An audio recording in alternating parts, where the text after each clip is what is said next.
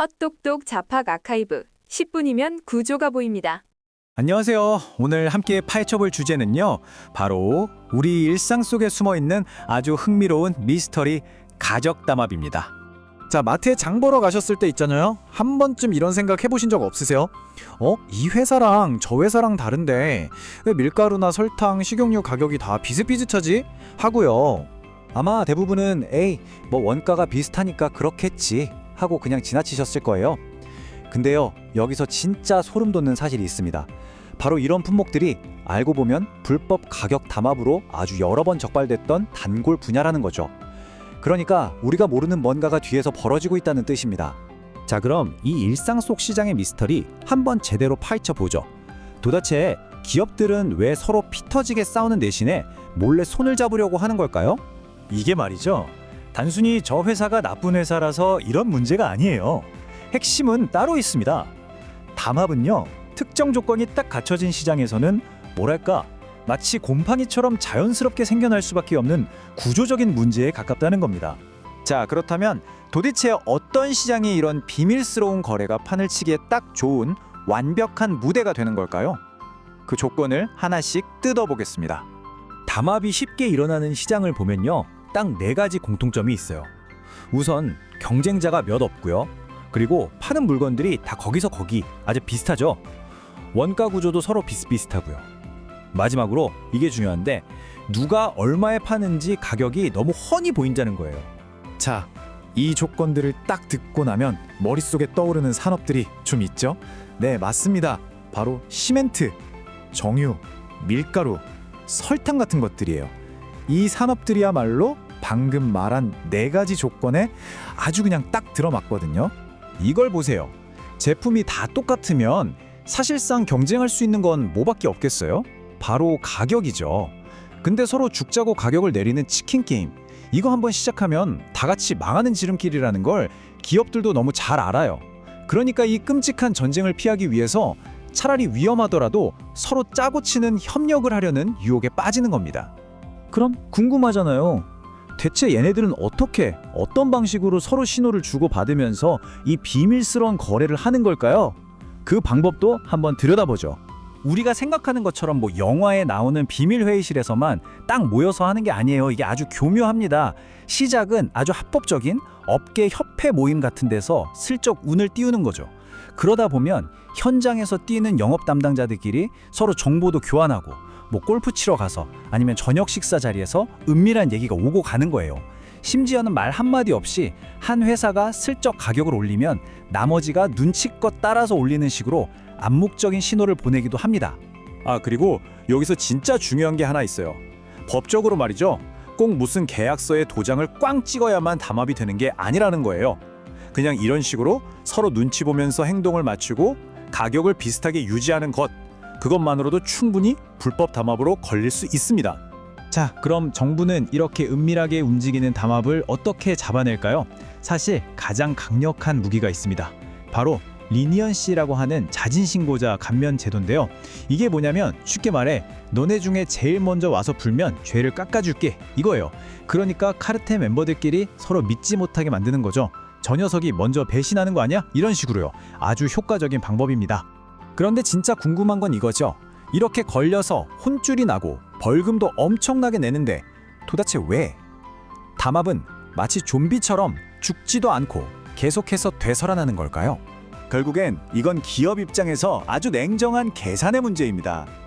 한쪽 저울에는 걸렸을 때의 리스크와 막대한 벌금을 올려놓고 다른 한쪽에는 담합에 성공했을 때 얻는 어마어마하고 안정적인 수익을 올려놓고 저울질을 하는 거예요. 자, 그 계산법을 한번 들여다볼까요? 일단 에이, 설마 걸리겠어? 하는 생각이 깔려 있고요. 또 걸려서 낼 벌금보다 담합으로 벌어들일 돈이 훨씬 크다고 판단하는 거죠. 그리고 무엇보다 서로 피 터지게 싸우는 가격 전쟁만큼은 피해야 한다는 그 절박함, 여기에다가 당장 실적 내야 하는 CEO의 압박까지 더해지면 담합은 더 이상 나쁜 범죄가 아니라 어쩔 수 없는 비즈니스 전략처럼 포장되는 겁니다. 자, 지금까지 담합이 왜, 그리고 어떻게 일어나는지 그 속사정을 좀 살펴봤는데요. 이제 마지막으로 이 문제를 조금 더 다른 각도에서 좀 더 깊이 있게 한번 들여다볼게요. 제가 여러분께 질문을 하나 던져볼게요. 무조건 싸우고 가격을 내리는 그런 무자비한 경쟁이 과연 항상 좋은 걸까요? 예를 들어서 항공이나 철강처럼 국가적으로 정말 중요한 산업이 있다고 해봐요. 이런 곳에서 너무 과도하게 경쟁하다 보면 오히려 산업 생태계 전체가 무너져 버릴 수도 있다는 목소리도 분명히 존재하거든요. 물론 그런 복잡한 논쟁이 있는 건 사실입니다. 하지만 그럼에도 불구하고 현재의 법은 아주 명확하고 단호합니다. 가격 담합은 그 피해를 고스란히 소비자에게 떠넘기는 행위이기 때문에 명백한 불법이다. 이게 결론인 거죠. 결국 이런 모든 경제 현상을 파고 들어가 보면요, 그 뿌리에는 인간의 본능이 있는 것 같아요. 한번 생각해 보세요. 언제 끝날지 모르는 불안한 경쟁보다는 그래도 예측이 가능한 안정적인 협력이 훨씬 마음 편하고 안전하게 느껴지잖아요. 어쩌면 담합이라는 것도 바로 이 안정을 추구하는 인간의 본능에서 시작된 건 아닐까요? 자, 오늘 이야기를 마무리하면서 마지막으로 이 질문을 여러분께 던져봅니다. 과연 우리가 살고 있는 이 사회는 정말로 교과서에 나오는 것처럼 투명하고 치열한 경쟁의 논리로만 움직이고 있을까요? 아니면 사실은 우리 눈에 보이지 않는 수많은 협력과 암묵적인 약속들로 굴러가고 있는 걸까요? 한 번쯤 곰곰이 생각해 보시는 건 어떨까요? 혹시 이런 생각해 보신 적 없으세요? 왜 물건값은 한 번 오르면 도대체 내려올 생각을 안 할까? 이건 그냥 우리가 운이 없어서 그런 게 아니에요. 여기에는 아주 정교하게 짜인 우리가 모르는 게임의 법칙이 숨어 있습니다. 오늘 그 숨겨진 게임의 실체를 한번 들여다보겠습니다. 이런 경험 진짜 다들 한 번쯤은 있으시죠? 뉴스에서는 분명 국제 유가가 내렸다고 하는데 이상하게 택시를 타면 미터 기요금은 그대로란 말이죠. 뭔가 좀 이상하지 않나요? 이게 바로 우리가 마주하는 첫 번째 증거입니다. 자, 그럼 또 하나 볼까요? 라면의 원재료인 밀 가격은 내렸다는 소식이 들리는데 마트에 가보면 라면 값은 그대로거나 어떨 땐 심지어 더 올라 있어요. 이쯤 되면 이거 뭔가 있다는 생각이 들기 시작하죠. 네, 맞습니다. 이건 우연이 아니라 명백한 패턴이에요. 바로 이겁니다. 이 한 문장이 지금 우리가 겪고 있는 이 현상의 핵심을 정확하게 짚어내고 있죠. 가격이 오를 때는 온갖 이유를 대면서 번개처럼 순식간에 오르는데 정작 내려가야 할 땐 거북이처럼 요지부동입니다. 자, 여기서 우리가 분명히 해야 할 게 있어요. 이건 그냥 운이 나쁘거나 경제가 원래 그래서 그런 게 아닙니다. 이건 아주 의도적으로 만들어진 패턴이고 우리가 제대로 이해해야만 하는 하나의 거대한 시스템입니다. 오늘 그 시스템이 어떻게 돌아가는지 한번 파헤쳐보죠. 많은 분들이 이걸 그냥 기업들이 욕심부려서 그래 라고 단순하게 생각하기 쉬운데요. 물론 그게 틀린 말은 아니지만 사실 그게 전부는 아니에요. 이 현상은 탐욕이라는 단어 하나로 설명하기엔 훨씬 더 복잡하고 구조적인 게임에 가깝습니다. 그리고 우리 모두가 그 게임에 참여하고 있죠. 자, 이 미스터리를 파헤치기 위한 첫 번째 단서. 그건 바로 우리 머릿속에 있습니다. 놀랍게도 이 가격 전쟁의 진짜 무대는 시장이 아니라 바로 우리의 뇌 속이라는 거죠. 이 부분을 한번 보세요. 정말 흥미로운 지점인데요. 우리는 가격을 그냥 이 물건이 얼마다 하는 가치를 나타내는 숫자로 보잖아요. 근데 가격을 정하는 그들에겐 이게 완전히 다른 의미를 가져요. 그들에게 가격은 우리의 기억을 조종하고 시장에 권력을 쥐기 위한 아주 강력한 도구인 셈이죠. 그러니까 진짜 목표는 당장 우리 지갑을 터는 게 아니라는 거예요. 진짜 목표는 바로 우리의 기억을 공격하는 겁니다. 예를 들어 이 라면은 1,000원짜리라는 우리의 기억 속 기준점을 이젠 1,500원이구나 라고 바꿔버리는 것. 그게 그들의 진짜 목표입니다. 그리고 기업들은 우리가 이 3단계를 거치게 될 거라는 걸 너무나도 잘 알고 있습니다. 한번 보세요. 처음엔 오른 가격에 미쳤네 하면서 분노하죠. 그러다 좀 지나면 에휴, 이제 이게 그냥 정가인가 보다 하고 체념하게 돼요. 그리고 결국에는 그 비싼 가격이 너무나 당연한 새로운 기준으로 자리 잡게 되는 겁니다. 우리의 기억이 완전히 리셋되는 순간이죠. 자, 이제 무대를 좀 옮겨볼게요. 개인의 심리에서 기업들의 세계로요. 가격이 안 내려가는 건 사실 어느 한 기업만의 결정이 아니에요. 이건 시장에 있는 모두가 마치 보이지 않는 악수라도 한 것처럼 아주 조용하게 합의한 결과에 가깝습니다. 아니, 그냥 싸게 팔면 더 많이 팔려서 좋은 거 아니야? 라고 생각할 수 있는데 기업 입장에선 가격을 내리는 게 정말 엄청난 도박이에요. 괜히 가격 내렸다가 여긴 싼 게 비지덕이라는 이미지가 박힐 수도 있고 소비자들은 품질을 의심하기 시작하죠.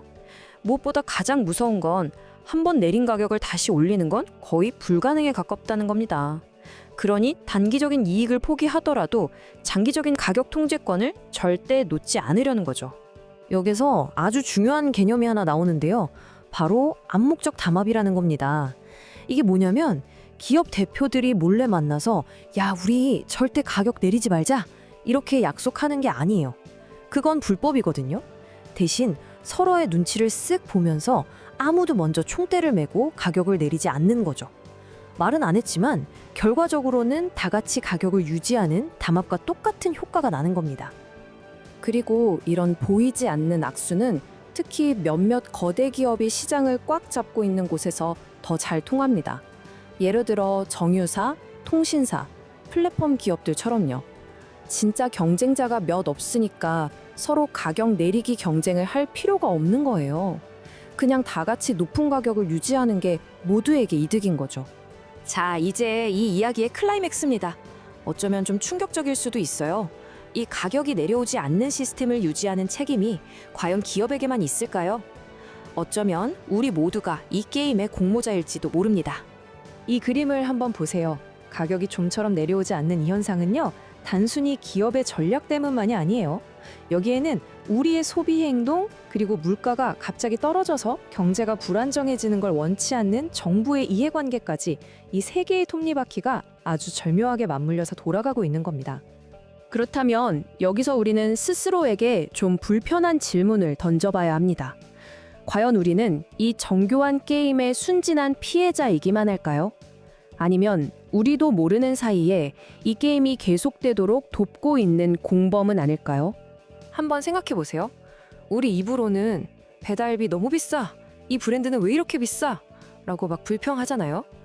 그런데 돌아서서는 또 배달앱을 켜고 그 브랜드를 사고 더 비싼 프리미엄 서비스에 돈을 쓰고 있죠.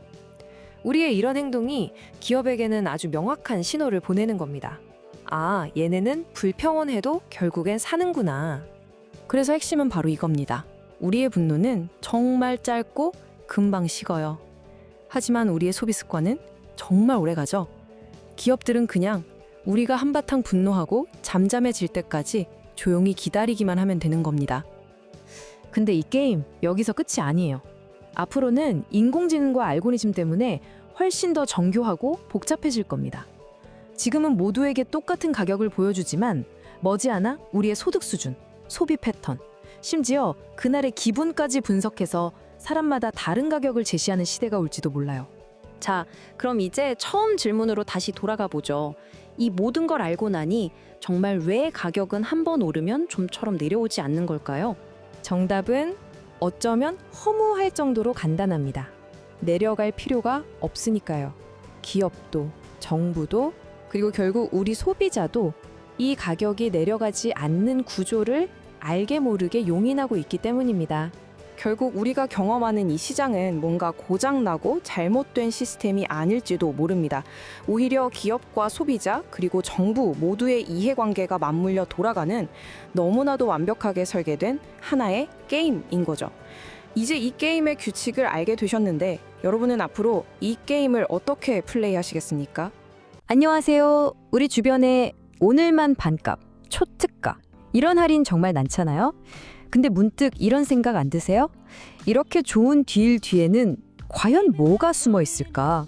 오늘 이 시간에는요, 바로 그 숨겨진 비용의 구조를 한번 제대로 파헤쳐 보겠습니다.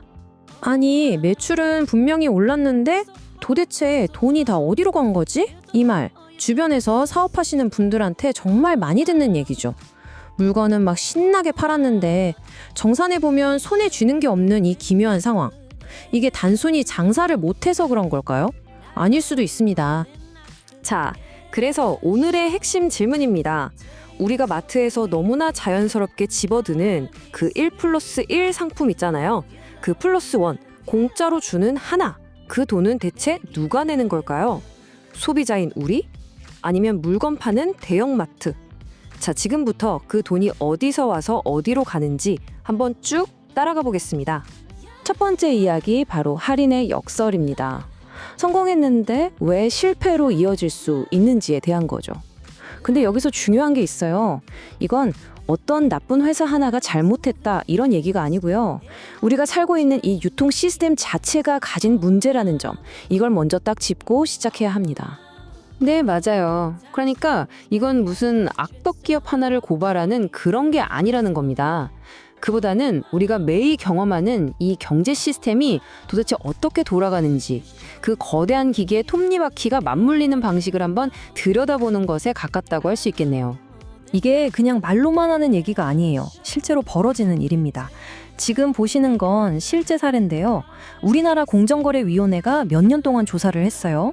그랬더니 한 대형 유통사가 할인 행사 비용을 납품하는 업체들한테 그냥 떠넘겨버린 사실이 드러난 거죠.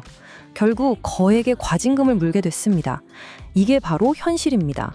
자, 그럼 도대체 구체적으로 어떤 식으로 이익이 증발해 버리는 걸까요? 지금부터 그 이익을 야금야금 갉아먹는 아주 핵심적인 3가지 비밀 통로를 보여드리겠습니다.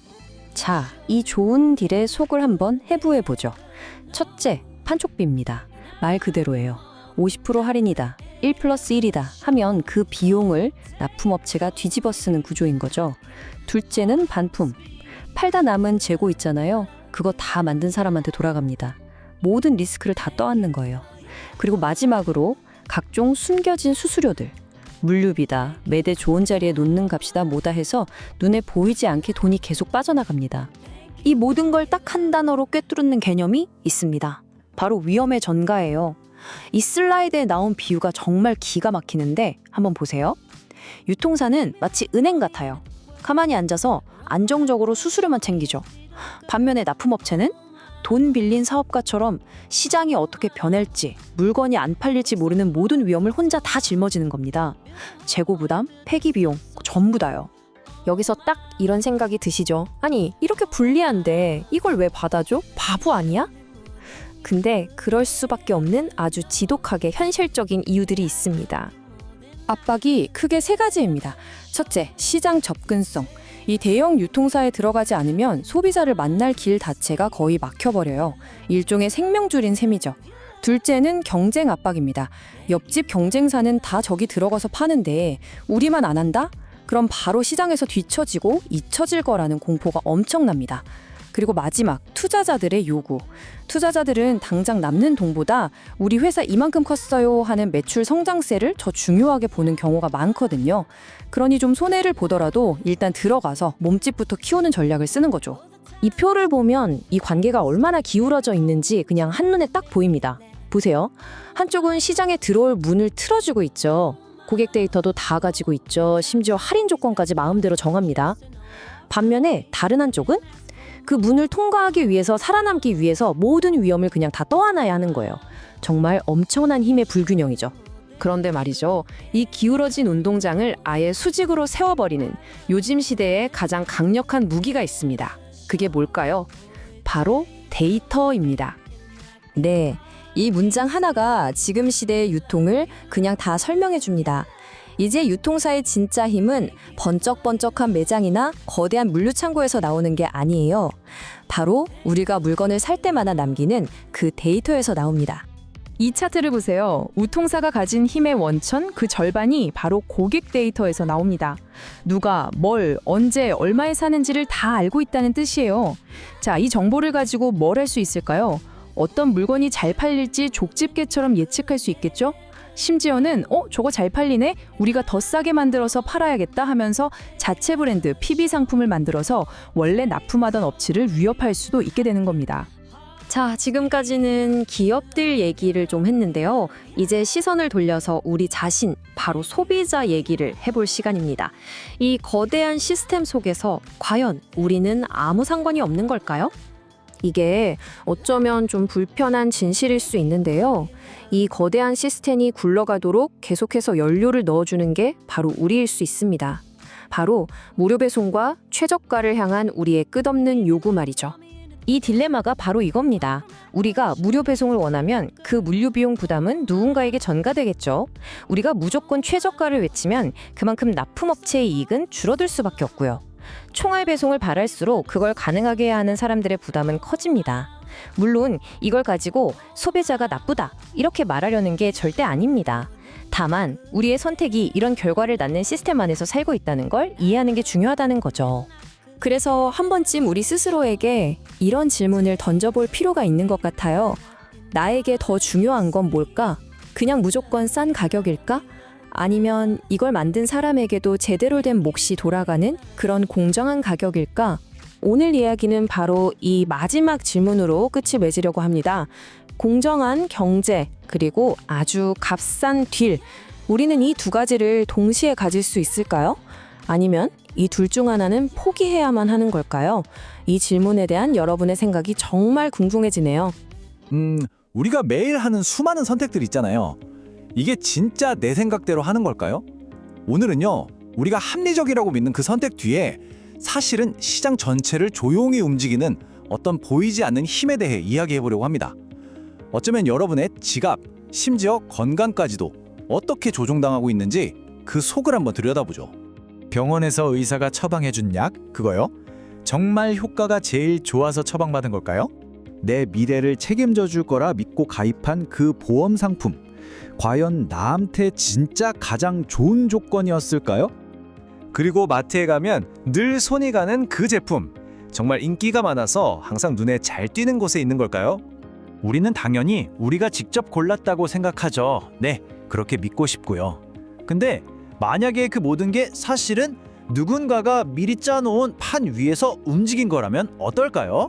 자, 그럼 지금부터 이 보이지 않는 시스템이 대체 어떻게 돌아가는지 한번 들여다볼게요. 여러분의 선택이 사실은 어떻게 만들어지는지 그 속 구조를 한번 파헤쳐 보겠습니다. 리베이트 하면 보통 뇌물, 뒷돈 이런 걸 떠올리잖아요. 근데 그건 핵심이 아니에요. 이건요, 특정 제품이 무조건 선택받게끔 아예 시장 판 자체를 짜는 아주 치밀하고 정교한 시스템이라고 봐야 합니다. 그러니까 리베이트의 진짜 모습은 이거예요. 일부러 제품 가격을 뻥튀기해요. 그리고 그 부풀린 가격의 일부를 의사나 설계사처럼 중간에서 결정하는 사람들한테 슬쩍 되돌려주는 거죠. 이건 그냥 깎아주는 거랑은 차원이 다른 얘기입니다. 여러분의 선택을 사기 위해서 숨겨놓은 비용인 셈이죠. 이게 돌아가는 구조는 생각보다 되게 간단해요. 자, 보세요. 첫 번째, 기업이 가격을 부풀립니다. 두 번째, 그 부풀린 돈의 일부를 결정권을 주인 사람한테 줘요. 세 번째, 그럼 그 사람은 우리한테 바로 그 제품을 추천하겠죠. 그리고 제일 중요한 마지막, 이 모든 과정에 들어간 그 숨겨진 돈, 그거 누가 낼까요? 결국엔 다 우리 주머니에서 나가는 겁니다. 결국 핵심은 이거예요. 이런 판이 짜여지면 품질이 얼마나 좋냐, 가격이 얼마나 싸냐 이런 건 아무 소용이 없어져요. 그냥 오직 누가 리베이트를 더 많이 주느냐, 이걸로 승부가 갈리는 거죠. 완전히 왜곡된 시장이 만들어지는 겁니다. 자, 그럼 이 리베이트 시스템이 가장 강력하면서도 또 가장 위험하게 작동하는 곳으로 한번 가볼까요? 바로 우리 생명하고 직결된 곳, 의료계입니다. 여기서는 우리의 믿음이 어떻게 조작의 도구로 쓰이는지 한번 보시죠. 아니, 근데 왜 하필 의료계가 이렇게 리베이트에 취약할까요? 생각해보면 간단해요. 우리는 의사 선생님 말을 믿을 수밖에 없잖아요. 전문가니까. 그리고 건강보험이 있으니까 약값이 실제로 얼마인지 별로 신경 안 쓰게 되고요. 바로 이거예요. 이 절대적인 신뢰. 이게 바로 이 시스템이 파고드는 우리의 가장 큰 약점입니다. 우리나라 사례만 봐도 이 시스템이 얼마나 질긴지 알 수 있어요. 2010년에는 주는 사람, 받는 사람 다 처벌하자 해서 쌍벌제라는 걸 만들었거든요. 근데 그 뒤로도 동아이스티 사건처럼 큰 리베이트 사건이 계속 터졌잖아요. 법망을 피하려고 수법이 계속해서 진화하는 거죠. 요즘은 대놓고 현금을 주진 않아요.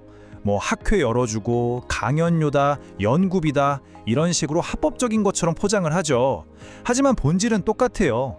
결국 특정 제품을 쓰게 만들려는 아주 교묘한 미끼일 뿐입니다. 자, 그럼 이제 돈 얘기를 넘어서서 이 시스템이 왜 이렇게 잘 먹히는지 그 심리적인 부분을 좀 들여다 볼게요. 이건 단순히 시장을 조작하는 게 아니라 사실상 사람의 뇌를 해킹하는 거나 마찬가지거든요. 여기 아주 흥미로운 연구 결과가 하나 있어요. 2016년에 나온 건데 제약회사한테 그냥 저렴한 식사 한 끼 딱 한 번 대접받은 의사들이 그 회사 약을 처방할 확률이 더 높아졌다는 거예요. 놀랍지 않나요? 이게 바로 이 시스템의 진짜 무서운 점입니다. 그러니까 이게 돈이 많고 적고의 문제가 아니라는 거죠. 사람은 아주 작은 거라도 일단 받으면 마음속에 나도 뭔가 갚아야 하는데 하는 빚진 감정이 생기거든요. 리베이트는 바로 인간의 이런 심리, 상호성의 원칙이라고 부르는 이걸 아주 교묘하게 이용하는 거예요. 그래서 이 시스템에 발을 들이는 사람들은 자기가 잘못했다고 잘 생각 안 해요. 뭐 남들도 다 하는데 이게 뭐 환자한테 나쁜 약도 아니고 이런 식으로 스스로를 합리화하죠. 하지만 이걸 행동경제학에서는 명백한 호혜성 편향이나 자기정당화라고 부릅니다. 그냥 심리적 착각이라는 거죠. 그리고 이런 심리적인 전략이 얼마나 끔찍한 결과를 낳을 수 있는지는 미국에서 있었던 오피오이드 사태를 보면 알 수 있습니다. 수많은 사람들을 중독시키고 목숨까지 앗아간 이 재앙 뒤에도 바로 이 제약회사와 의사들 간의 끈끈한 관계 맺기 전략이 있었어요. 자, 이제 좀 더 시야를 넓혀볼까요? 이 리베이트 시스템이 단순히 개인의 선택을 왜곡하는 걸 넘어서서 우리 사회 전체에, 그것도 장기적으로 어떤 피해를 주는지 한번 보겠습니다. 이건 사실상 우리의 미래에 매겨지는 보이지 않는 세금이나 마찬가지예요. 이 그림을 한번 보세요. 모든 게 설명이 됩니다. 원래는 더 좋은 제품을 만들고 연구 개발하는 데 써야 할 돈이 전부 영업하고 리베이트 주는 대로 흘러들어가는 거예요. 결국 혁신을 위한 투자는 줄어들고 그 자리를 로비와 뒷거래가 채우게 되는 거죠. 이렇게 되면 결과는 아주 치명적이죠.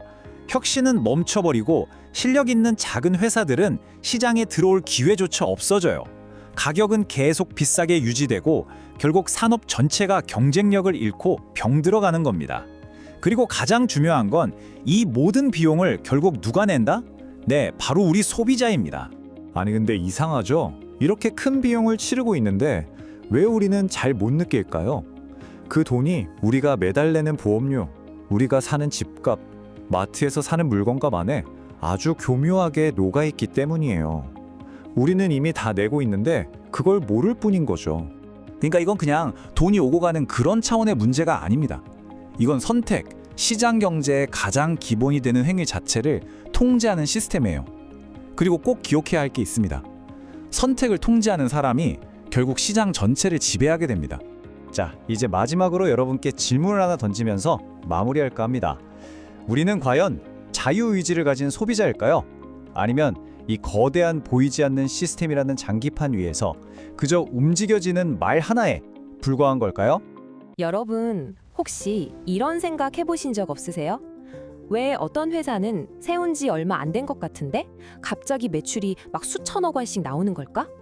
또 왜 큰 기업들 돈은 꼭 그 가족들 안에서만 뱅뱅 도는 것처럼 보일까? 하고요. 오늘은요, 이건 나쁘다, 저건 좋다 이런 감정적인 접근 대신에 돈이 실제로 어떻게 흘러가는지 그 지도를 한번 그려보려고 합니다. 그 구조를 파헤쳐보는 거죠. 이게 좀 복잡하게 들릴 수 있으니까 아주 간단한 예시로 시작해 볼게요. 자, 상상해 보세요. 여러분이 지금 동네에서 제일 잘 나가는 치킨집 사장님입니다. 장사가 너무 잘 돼서 이제 배달도 해야 하고 홍보도 해야 하고 가게도 넓혀야 해요.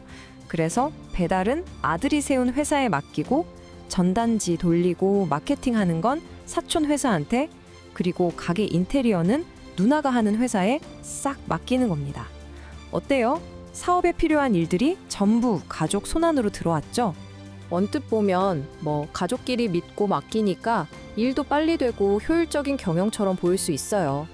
근데 만약에 아들 회사가 다른 배달업체보다 배달료를 더 비싸게 받는데도 계속 일감을 준다면 어떨까요? 바로 여기서 아주 중요한 질문이 생기는 겁니다. 이게 과연 똑똑한 전략일까요? 아니면 사실상 불공정한 특혜, 일종의 짜고 치는 판일까요? 그래서 오늘 저희는 이건 좋은 거다, 저건 나쁘다 이런 판단은 잠시 접어두려고 합니다. 그 대신에 돈이 어떻게 흘러가는지 그 지도만 차분히 따라가 보면서 그 안에 숨어있는 진짜 구조가 뭔지 파악해 보겠습니다. 자, 그럼 첫 번째 장으로 한번 들어가 볼까요? 애초에 내부 거래라는 건 대체 왜 있는 걸까요? 먼저 오해부터 하나 풀고 가야 하는데요. 모든 내부 거래가 문제되는 건 절대 아닙니다. 생각해보세요. 아주 큰 기업은 사실상 작은 나라나 마찬가지거든요. 그런데 부품 하나 구할 때마다, 물류 맡길 때마다, IT 서비스 하나 받을 때마다 매번 외부 업체랑 계약하면 속도도 느려지고 우리 회사만의 중요한 기술이 밖으로 새어나갈 위험도 커지잖아요. 그러니까 효율성이나 안정성을 위해서 그룹 내 계열사를 활용하는 건 어떻게 보면 굉장히 합리적인 전략일 수 있다는 거죠. 이걸 비유하자면요. 내부 거래는 그룹 전체를 위한 전용 고속도로 같은 거예요. 바깥에 있는 복잡한 신호등이나 교통체증 없이 필요한 자원이나 서비스를 계열사끼리 아주 빠르고 매끄럽게 주고받는 통로인 셈이죠. 네, 그런데 바로 여기서부터 문제가 생기기 시작합니다. 모두가 함께 쓰는 효율적인 고속도로라면 좋은데 만약에 그 고속도로에서 나오는 통행료가 전부 다 특정 한 사람의 주머니로만 들어간다면 어떨까요? 바로 이 지점에서 논란이 시작되는 겁니다. 이제 문제의 핵심으로 들어가 보겠습니다. 바로 일감 몰아주기가 어떻게 설계되는지 말이죠. 어떻게 모두를 위한 고속도로가 특정 개인을 위한 비빌 터널로 변하게 되는 걸까요? 그 방식은 보통 이렇습니다. 먼저 총수 일가, 그러니까 오너 가족의 지분이 아주 높은 회사를 하나 만듭니다. 거의 개인 회사나 마찬가지인 곳이죠. 그런 다음에 그룹의 다른 계열사들이 아주 돈이 되는 계약들을 이 회사에 집중적으로 몰아주는 거예요. 그럼 어떻게 될까요? 당연히 이 회사는 가만히 앉아서 엄청난 매출과 이익을 올리게 되고 회사 가치는 그야말로 수직 상승하겠죠. 그리고 결국 이렇게 불어난 막대한 부는 경영권을 다음 세대한테 물려주는 데 필요한 자금으로 쓰이게 되는 겁니다. 경제학에서는 이런 행위를 터널링이라고 불러요. 이름 그대로 마치 회사에 몰래 터널을 뚫어서 그 안에 있는 돈과 이익을 지배주주 개인 창고로 빼돌리는 것 같다는 뜻이죠. 당연히 이 과정에서 그 회사의 주식을 가진 다른 일반 주주들의 몫은 줄어들 수밖에 없고요. 그러니까 여기서 진짜 핵심은 거래를 했다는 사실 그 자체가 아니에요. 그 거래를 통해 생긴 이익이 과연 누구의 주머니로 들어갔는가? 즉, 이익이 어디에 집중되었는가? 이게 바로 합법과 불법을 가르는 아주 중요한 기준이 되는 겁니다. 그렇다면 우리나라에서 이런 문제를 감독하고 판단 내리는 곳은 어디일까요? 바로 여러분도 들어보셨을 공정거래위원회, 줄여서 공정위입니다. 공정위는 어떤 거래가 불공정한 일감 몰아주기인지 아닌지를 판단하기 위해서 크게 이 5가지 기준을 종합적으로 봅니다. 거래 상대방이 가족 같은 특수한 관계인지, 거래 가격은 정상적인 수준이었는지, 처음부터 특정 회사를 밀어주려는 의도가 명백했는지, 그리고 그 규모가 너무 커서 시장의 다른 경쟁 회사들이 아예 기회조차 얻지 못하게 만들었는지, 이런 것들을 아주 꼼꼼하게 따져보는 거죠. 자, 그럼 이런 내부 거래 문제가 유독 한국에만 있는 특이한 현상일까요? 다른 나라들은 이 문제를 어떻게 보고 있을까요? 나라마다 접근하는 방식이 꽤 다른데요. 미국 같은 경우는 정보를 아주 투명하게 공개해서 시장 참여자들이 직접 보고 판단하게 하는 데 중점을 둬요. 유럽연합은 이해관계가 꼬이는 상황 자체가 생기지 않도록 사전에 막는 걸 중요하게 생각하고요. 반면에 우리나라는 일단 문제가 터지고 난 후에 그걸 적발해서 강력하게 제재하는 경향이 좀 더 강합니다. 바로 이 지점에서 규제에 대한 근본적인 생각 차이가 드러나요. 해외에서는 내부 거래를 사전에 관리해야 할 리스크로 보고 투명하게 공개해서 예방하는 데 초점을 맞춰요. 예방이 핵심인 거죠. 그런데 한국에서는 이 문제가 재벌가의 경영권 승계라는 아주 독특한 상황과 맞물리면서 일이 터진 뒤에 바로잡는 처벌에 더 무게가 실리는 경향이 강한 겁니다. 그래서 종종 법적인 문제를 넘어서 도덕성의 문제로까지 번지기도 하고요. 자, 그럼 다시 처음으로 돌아가 볼까요? 우리가 지금까지 분석한 이 복잡한 구조가 결국 우리가 느끼는 감정, 특히 분노와 어떻게 연결되는 걸까요? 사실 대부분의 사람들은 복잡한 기업 지배구조 이런 거 잘 몰라요. 관심도 없고요. 하지만 본능적으로 이런 질문을 던지게 되거든요. 잠깐만, 저렇게 자기들끼리 다 해먹으면 결국 내가 사는 물건값만 비싸지는 거 아니야? 저건 그냥 오너 가족들 배만 불려주려는 속셈 아닌가? 나처럼 주식 몇 주 가진 일반 주주들은 손해보는 거 아닌가? 바로 이런 의문들이죠. 결국 우리가 분노하는 근본적인 이유는요. 복잡한 재무제표나 M&A 구조 때문이 아니에요. 그냥 딱 한마디, 기울어진 운동장 때문입니다. 이건 공정하지 않잖아 하는 그 느낌. 애초에 출발선 자체가 다르다는 그 인식이 이 문제에 대한 핵심 감정인 셈이죠. 자, 그럼 이제 모든 논의를 종합해서 결론을 내려볼 시간입니다. 과연 내부 거래는 모두를 위한 고속도로일까요? 아니면 특정 소수만을 위한 개인 전용 도로일까요? 보시다시피 똑같은 내부 거래라는 이름이라도 그 성격은 완전히 다를 수 있습니다. 그 목적이 그룹 전체의 효율을 높이는 것이고 정상적인 시장 가격으로 거래하며 그 결과로 얻은 이익이 모든 주주에게 골고루 돌아간다면 그건 고속도로라고 할 수 있겠죠.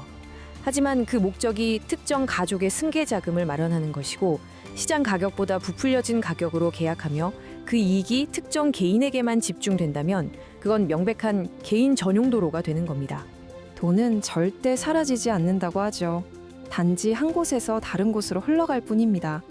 그리고 우리는 그 돈이 흐르는 길, 그 지도를 따라감으로써 겉으로는 보이지 않던 권력의 진짜 구조를 읽어낼 수 있습니다. 오늘 이 내용을 통해 이제 여러분은 새로운 렌즈를 하나 갖게 되셨을 겁니다.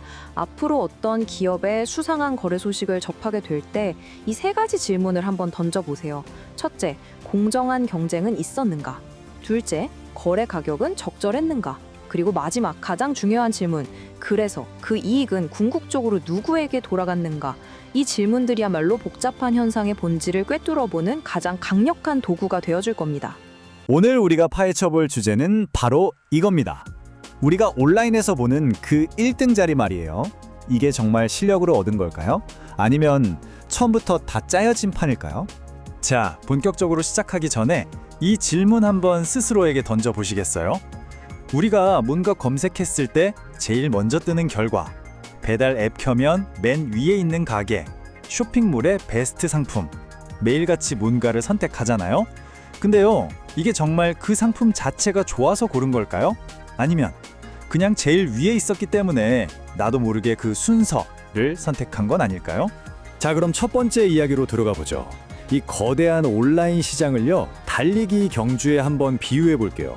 딱 보기에는 모든 선수가 똑같은 출발선에 서 있는 것처럼 보이죠? 근데 실상은 전혀 그렇지 않다는 겁니다. 이 비유 진짜 기가 막히지 않나요? 우리 어릴 때 운동회 달리기 하던 거 생각해 보세요. 다 같이 출발하려고 서 있는데 갑자기 선생님이 몇 명만 콕 집어서 너넨 저기 20m 앞에서 뛰어 라고 하는 거예요. 그럼 결과가 어떻게 될까요? 뭐 보나마나 하죠. 당연히 앞에서 출발한 선수들이 이깁니다. 그리고 사람들은 그걸 보고 이렇게 말해요. 공정한 경기였어. 어쨌든 다 같이 뛰었잖아. 지금 온라인에서 벌어지는 경쟁이요, 바로 이 그림이랑 똑같습니다. 바로 이겁니다. 이게 핵심이에요. 그러니까 남들보다 앞에서 출발할 수 있었던 이유가 실력이 좋아서가 아니라 우리가 모르는 사이에 오고 간 돈, 다시 말해 광고비나 더 높은 수수료 때문일 수 있다는 거죠. 결국 1등 자리는 경주의 결과가 아니라 애초에 돈으로 산 유리한 출발선 그 자체일 수 있다는 겁니다. 좋아요. 그러면 한번 1등을 한 사람은 어떻게 계속 그 자리를 지킬 수 있는 걸까요? 여기에는 아주 무서운 엔진이 하나 돌아가고 있거든요. 이름하여 피드백 루프. 한번 여기에 딱 걸리면요, 헤어나오기가 정말 힘듭니다. 이게 뭔지 한번 제대로 들여다보죠. 이 구조 딱 그거예요. 언덕에서 막 굴러내려오는 눈덩이. 일단 메뉴에 딱 노출이 되면 당연히 더 많은 사람들이 보겠죠. 그럼 자연스럽게 클릭도 늘고 판매도 늘어납니다. 여기서 끝이 아니에요. 이렇게 쌓인 좋은 리뷰들이 순위를 또 올려줘요. 그럼 또 더 많이 노출되고, 이 작은 눈덩이가 계속 구르면서 점점 커져서 나중에는 아무도 막을 수 없는 거대한 성공 덩어리가 되는 겁니다. 뒤늦게 시작한 주자가 이 단단한 눈덩이를 깨고 들어온다? 와, 이건 뭐 거의 불가능에 가깝다고 봐야죠. 자, 그럼 여기서 진짜 근본적인 질문이 하나 생기죠. 이 강력한 성공 눈덩이를 맨 처음에 굴리기 시작한 그 최초의 1등, 대체 그 첫 번째 자리는 누가 무슨 기준으로 정하는 걸까요? 이제 그 답을 찾아볼 시간입니다. 돈이라는 아주 현실적인 요소가 어떻게 알고리즘의 참고사항 수준을 넘어서 아예 그 DNA 자체에 깊숙이 새겨져 있는지 한번 보시죠. 바로 이겁니다. 이 슬라이드가 그 비밀을 까발려주고 있어요. 우리 눈에는 당신을 위한 추천, 베스트 매치 같이 엄청 친절하고 객관적인 이름표가 붙어 있잖아요. 그런데 그 코드 뒤편에서는 사실 광고비 제일 많이 낸 순서, 수수료 제일 많이 주는 순서 같은 아주 상업적인 논리가 돌아가고 있을 수 있다는 거죠. 그러니까 겉으로는 추천 순인데 속으로는 수익 순인 거예요.